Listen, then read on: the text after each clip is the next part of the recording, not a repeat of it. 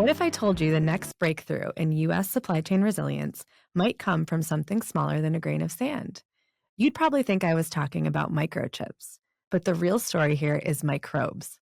Biology, long seen as just the domain of medicine, is now being engineered to produce high value molecules like active pharmaceutical ingredients domestically and to extract rare earth elements from mines we used to overlook. Welcome to IQT Explains, a series on the IQT podcast where we explore technology trends and their impact on national security to provide insights and unique perspectives. Our discussion today will focus on how biotech is becoming an unexpected strategic lever for the United States. I'm your guest host, Michelle Rozo. I am VP of Technology at IQT, where I am the technical lead for our investments in AI and biomanufacturing. And I am thrilled to be joined today by my colleague Eugene from IQT, as well as two CEOs from our portfolio companies, Christina and Nathan from Antheia and Alta Resource Technologies. Before we get into the interesting part of the conversation today, let me start with just a brief introductions on our guests. Eugene Chiu is the investment lead for IQT's BNext practice, focused on the intersection of national security and biotechnology. He has led IQT investments across engineered biology and engineered healthcare in areas such as AI and bio, synthetic biology, genomic technologies, next-generation vaccines, and therapeutics and diagnostics. And I am thrilled to call Eugene a colleague and a friend and be able to work alongside him on these exciting deals. Thanks for joining me in the conversation today, Eugene. Christina Smolke is a pioneer in synthetic biology and metabolic engineering, where she has over 20 years of experience. As professor of bioengineering and chemical engineering at Stanford University, her laboratory led the breakthrough research to engineer baker's yeast to produce some of the most complex and valuable medicines known. Under her leadership, Antheia's next-gen biosynthesis platform enables new possibilities for drug discovery and efficient, sustainable, transparent, and on-demand drug manufacturing at scale. We're really excited to have you on the podcast today, Christina. And finally, Nathan Ratledge is the founder and CEO of Alta Resource Technologies. Alta uses advanced biochemistry to separate minerals via a cheaper, faster, and cleaner method. Nathan has roughly 20 years of experience in the energy and technology space. He holds a PhD, an MA from Stanford University, and an MPA from Princeton University. Thanks for being here, Nathan. Great to be here. All right, let's kick off the discussion today. Over the past few years, Washington has placed major emphasis on securing U.S. supply chains, everything from rare earth elements to active pharmaceutical ingredients essential for health security. Why has this issue become so central to national competitiveness, and what role can biotechnology play in addressing this? Let's set the scene, and I'll turn to each of you briefly to address this. Eugene, you want to kick us off? Sure. I think one of the things that we are seeing in the space is that biotechnologies have the ability to be impactful across such a wide range of technology areas and impactful from a supply chain standpoint with respect to, bringing new materials, new chemicals, and, not only bringing those capabilities forward, but bring them forward in a sustainable way. And so with biotechnologies, I think we have a way to really address the future for our nation here in a different way. Thanks, Eugene. Couldn't agree more.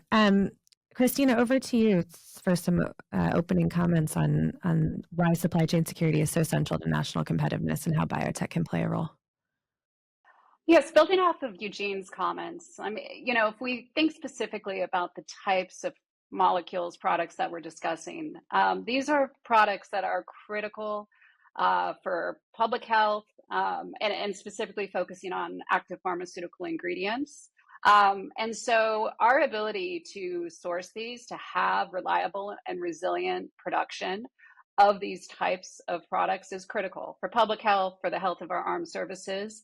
And what we're seeing now is that, and really realizing, is that we rely for countries outside of the U.S. to source these. And it's a similar story in other areas, but 90% of our active pharmaceutical ingredients and the pharmaceutical precursors are sourced outside the U.S. and in particular reliant on countries like China.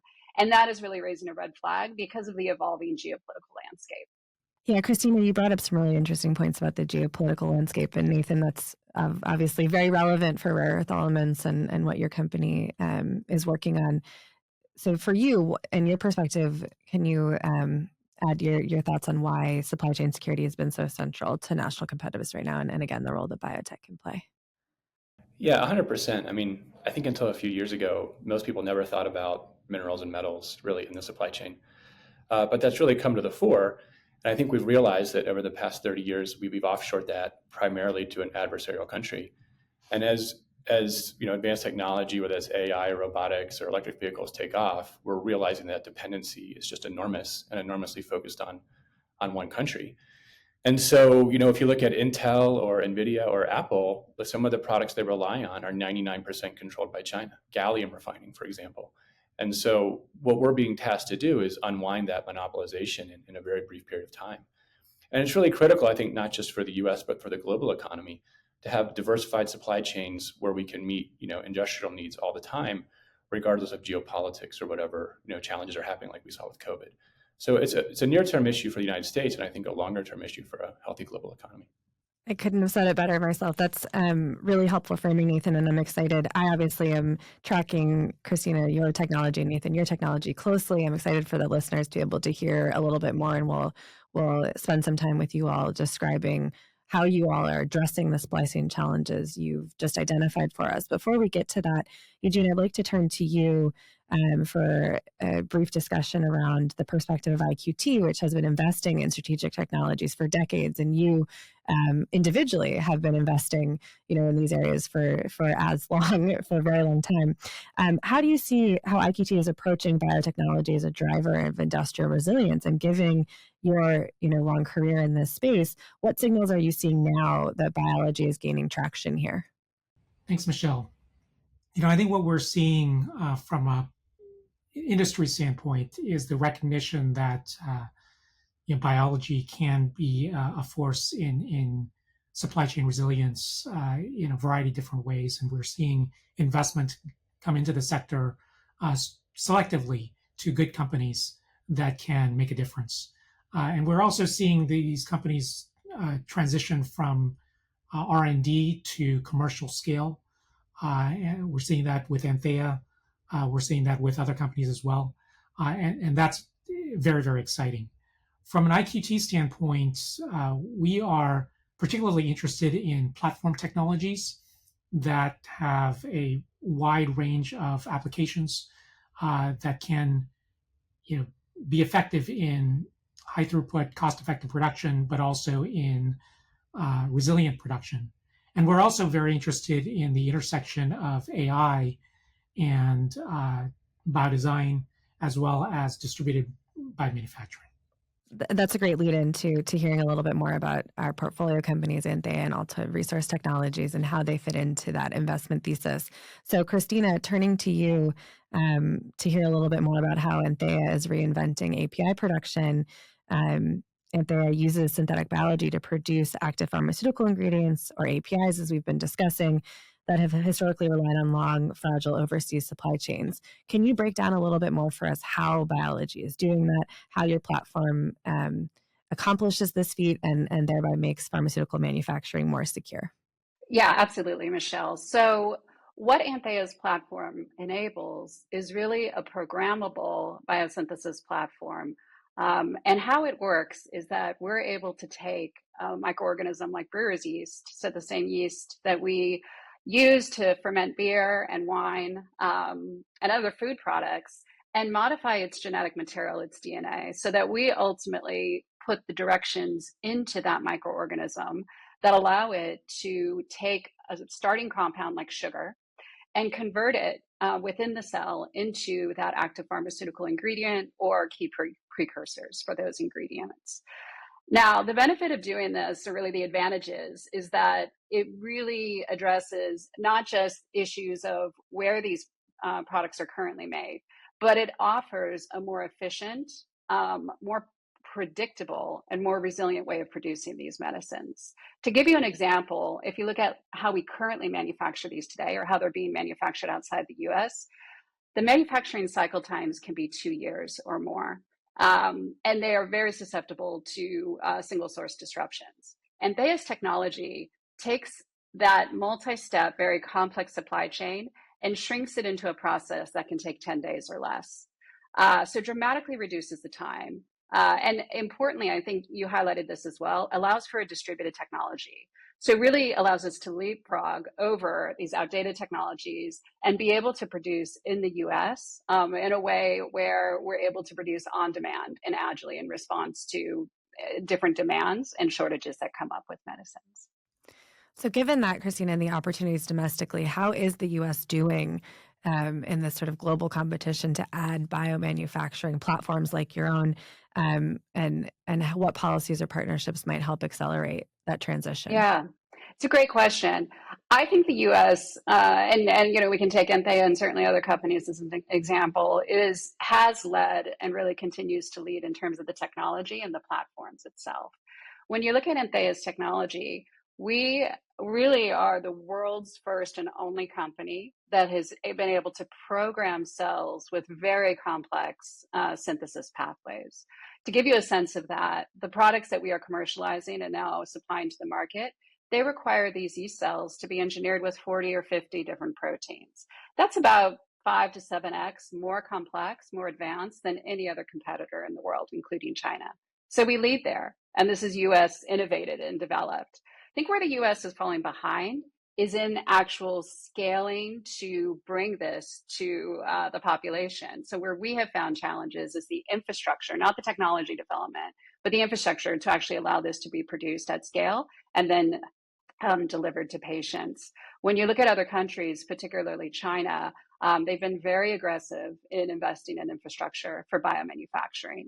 And that is a place, I think, in particular, where policies set by the US government can be used to drive both more funding into building the infrastructure that will allow for agile manufacturing with this type of technology, as well as setting other policies that really streamline regulatory and other aspects of bringing these new production methods to patients in the industry. Super helpful, Christina. And I think, it's appreciate that the U.S. leads in the innovation aspect of this. It sounds like we're on strong footing here to really catalyze this transformation and be able to use technologies like yours for supply chain resiliency.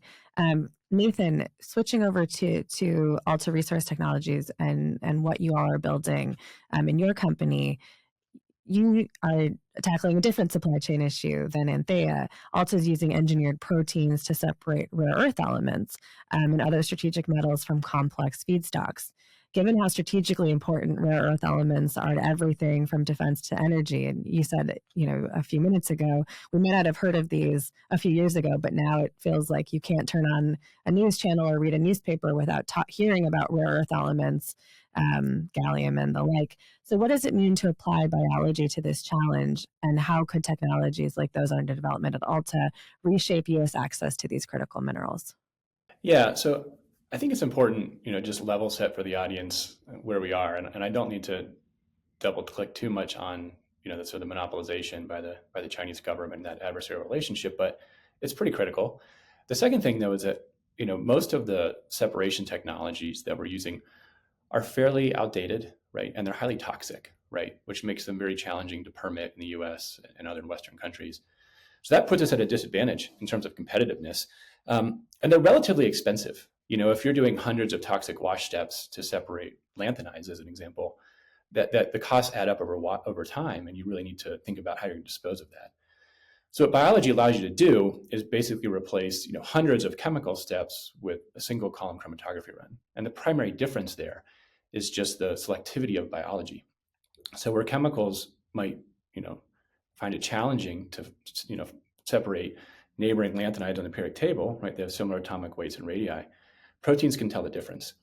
And so a big thing about the platform we're building is that we're taking known industrial products. So immobilized proteins are widely used, column chromatography is widely used, and just deploying it in a new industrial setting, right? So it's largely de-risked.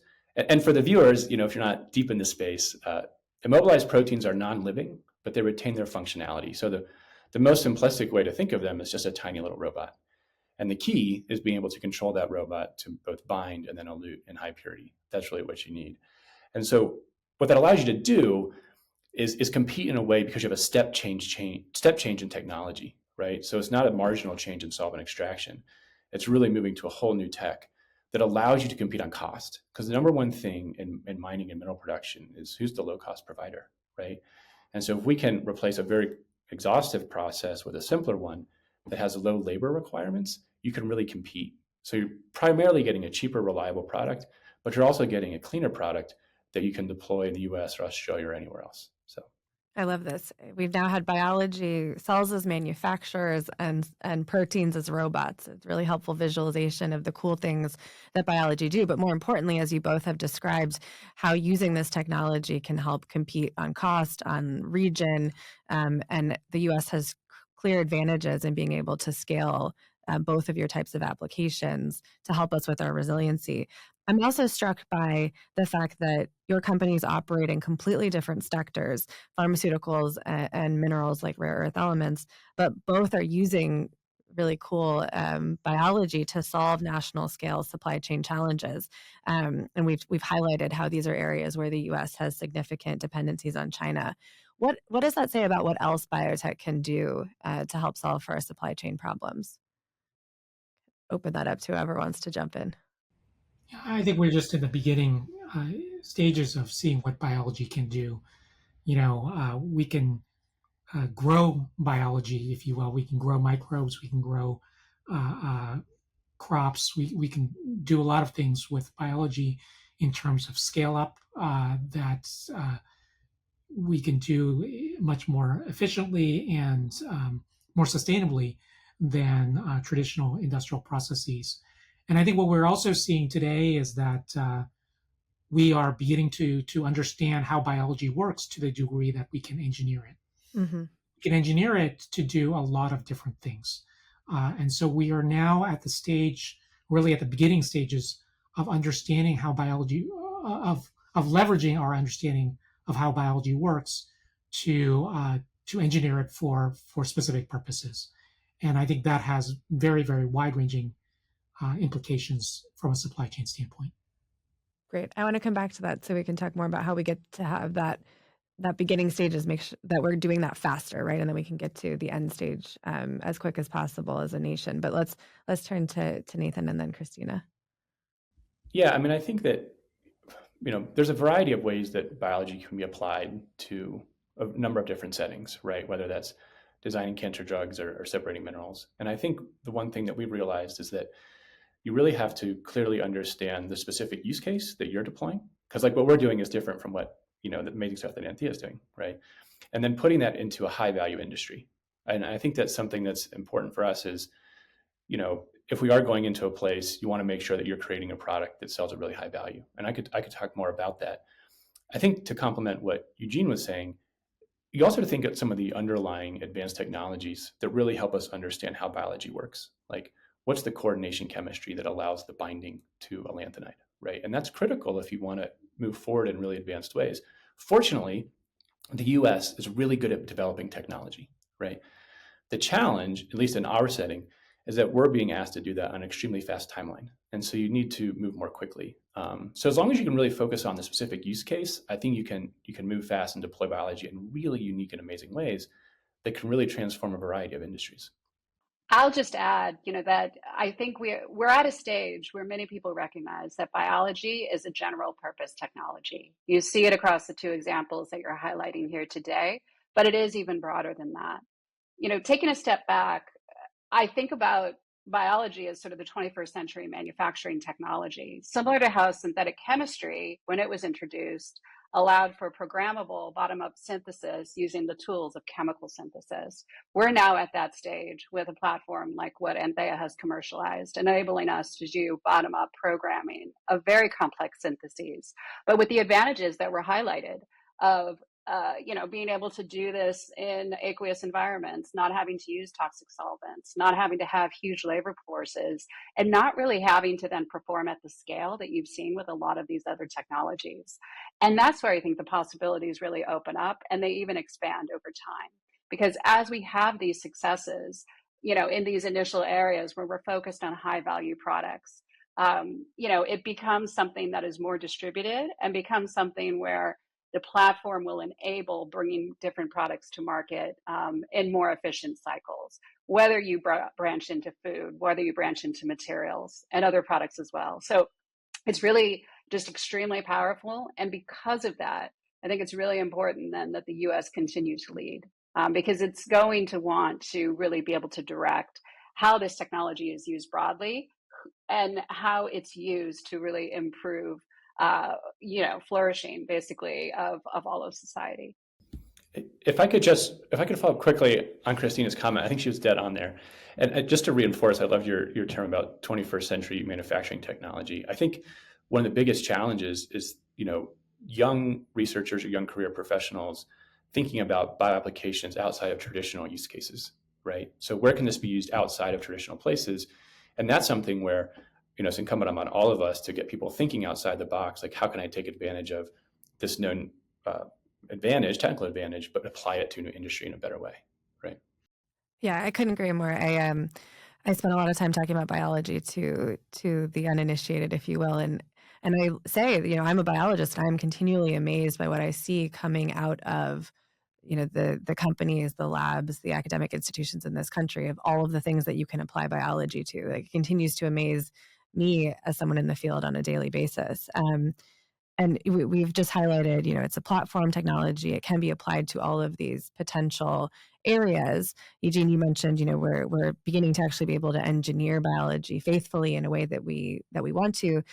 But Nathan, as you point out, we're on a clock here, right? We have these supply chain dependencies that we know about that have become exacerbated by geopolitical tensions that were made very clear across the last couple of years in the pandemic and afterwards, that we need to resolve, and we have to get these technologies to scale quickly. So, private public collaboration is really going to be key here. What's working in the partnership model today between investors, startups, and government? And what should policymakers or funders be doing to ensure that these technologies can transition to be able to alleviate the supply chain dependencies we've touched on? Christina, maybe to you first. Yeah, I would agree that public-private partnerships are critical because of the scale of investment that's required to really deploy this and enable it to be commercial. I can give you an example from some of Antheia's recent progress in this, as we have launched our first commercial product and getting ready to launch our second. We have been relatively successful in basically bringing together both private investment as well as partnership with the US government. So our Series C recently closed. We had a number, of private investors support the company, but in particular also had strategic investors like IQT, like Global Health Investment Corporation, which are closely aligned with national security of biomanufacturing, and in particular our pharmaceutical supply chains.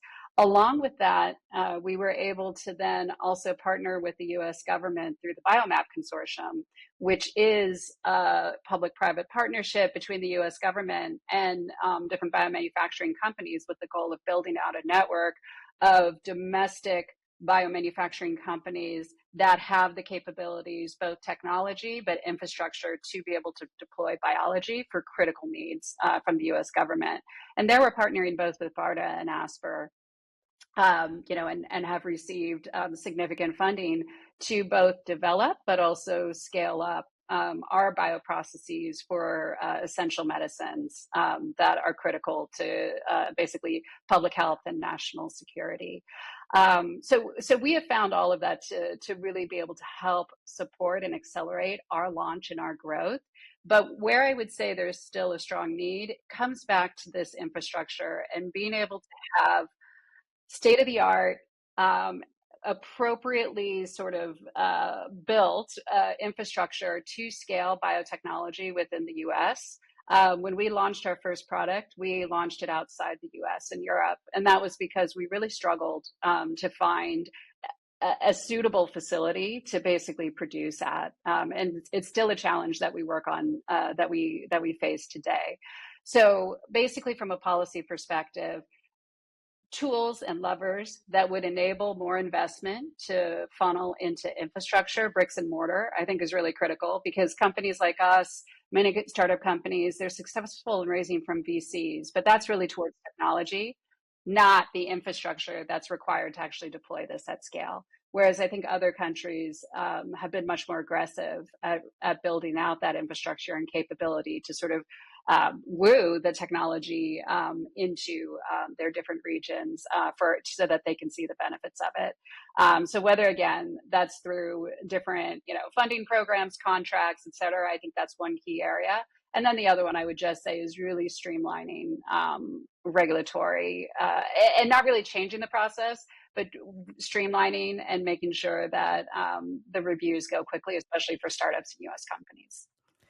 Christina, you highlighted the sort of mismatch between VC funding and wanting to de-risk technology, but you all needing to put steel in the ground in order to get to that next stage of development. Eugene, this is a paradigm, that you're familiar with it, given your role at IQT. Can you expand a little bit more on Christina's comments? And from your perspective, what else could policymakers or funders could be doing to really drive these technologies forward?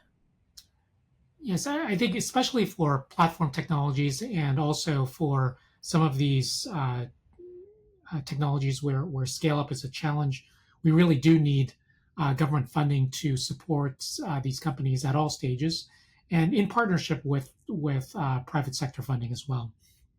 I think what we're also seeing is that we need an environment that can foster growth of these companies at a global scale.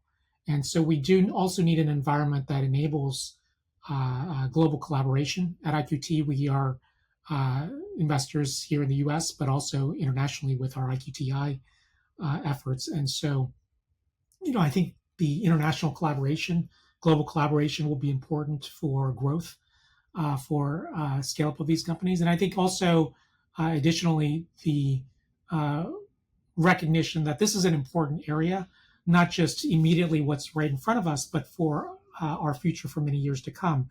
And so we need to have an environment where we are educating students and the next generation of talent for our companies here to be able to do this not only today, but in the future as well.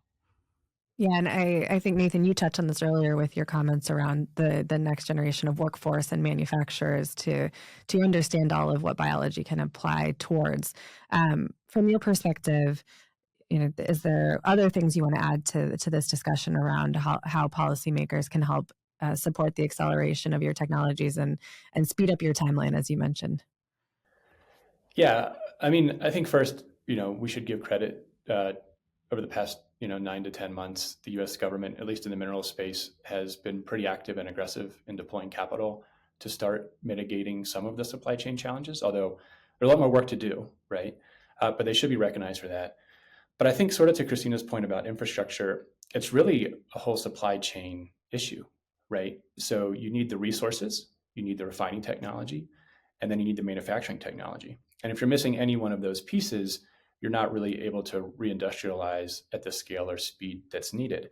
And I'll double down on what Christina said as well about just the base level supporting infrastructure, right? It's like, do you have the capacity for protein production? Are the resin providers, available?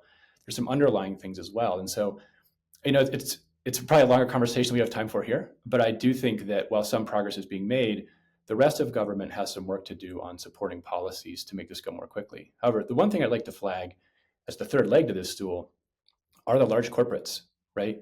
Like, they have an enormous amount of capital, they control most of the resources, and are in some ways the most exposed to some of these problems. And so it really is a collaborative or synchronized effort to make sure that new technologies are brought to market, and those new technologies have the access to the resources that they need, whether that be funding or actual product. And the one thing I would just encourage the listeners to think about is that sometimes you want to bring things to market quickly because they're better and cheaper and there's some problem. But in the vein of national security, it does increase that urgency.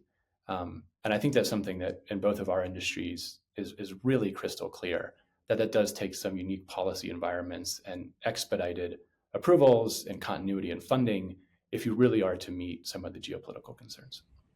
I will add one more thing, which is that I think one of the areas that there can be greater collaboration, there should be greater collaboration, is in the area of data and research in general. In general, uh, I think that we work on many things within the concept or within the construct of individual research groups or individual companies, etc.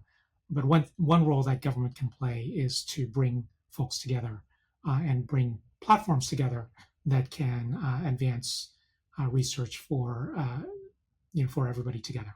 Mm-hmm. And you all bring up some interesting points that we should be mindful of and policymakers should be mindful of.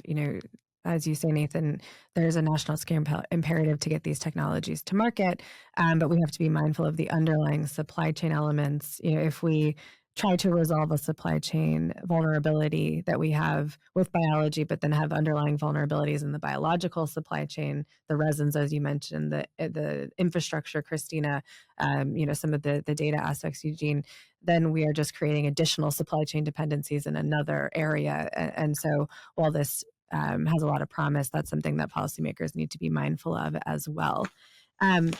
One final thought as we close this discussion, it's been a really interesting time together, and I appreciate all you all have raised. I think we have already surfaced a lot of optimism here about the future of biology, but as we leave today, one final thought from each of you. What do you think about the future of biology as foundation for American innovation and security? Christina. I mean, I think it's critical, as I said. My perspective, and I think a perspective of a lot of people, and we're seeing this in some of the reports that are coming out, US-China Commission, et cetera, is that biotechnology is probably the most important emerging technology when you look at just the scope of what it can enable and support. And I have tremendous optimism in terms of the US being able to continue to lead it as long as we bring together strategic planning and really recognize that we do need to pull policy levers. We do need to do this with intent and purpose. But I think as a country, we've always had tremendous innovation, tremendous entrepreneurship, and are able to come together and build teams that make the impossible possible. That's what we've certainly seen with some of the examples that are now being scaled and commercialized.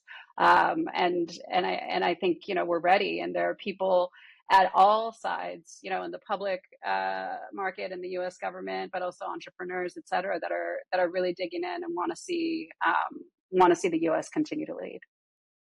Nathan, what gives you the most optimism about the future of biology here? Yeah, I'm also super bullish on the use case. I think the environment is really rich. I think there's a number of ways to incentivize, risk taking. But I do think that you have to continue to provide an environment where, researchers and companies, for that matter, can take high risks, right? They can push super, super hard. And I think the complement to that is speed to market, right? And Christina referenced this, and I think Eugene as well. That is where policy comes in, right? So you're going to continue to have a very vibrant community of researchers and developers. How do you deploy that really quickly? That's where we're leaning on the policy folks. And dare I say at the end here with a little bit of a spicy comment, I actually think AI can help here, right? It's not totally proven out and it won't help in lots of things, but in some use cases, like we want to continue to lead on that too, right? And as long as we continue this really rich environment where risk takers can go after big ideas, we're in great shape. So we should just continue to support that and allow people to get to market so that the investors see the outcome that will allow you to keep underwriting these companies. Biology is an awesome use case for AI, especially for those who want to take some risks, right? Eugene, what makes you optimistic? We've been leaders in innovation for a long time. We've been leaders in the area of biology, but we do have to be aware that China and others are aggressively investing and are becoming significant players in innovation in the space, not only in the therapeutics area, but across the board. And so we just need to continue investing against the sector, and we need to have recognition at all levels that this is strategically important for us. Yeah, and I'm optimistic because of companies like Antheia and Alta and investors like IQT that are helping to pull all of this together.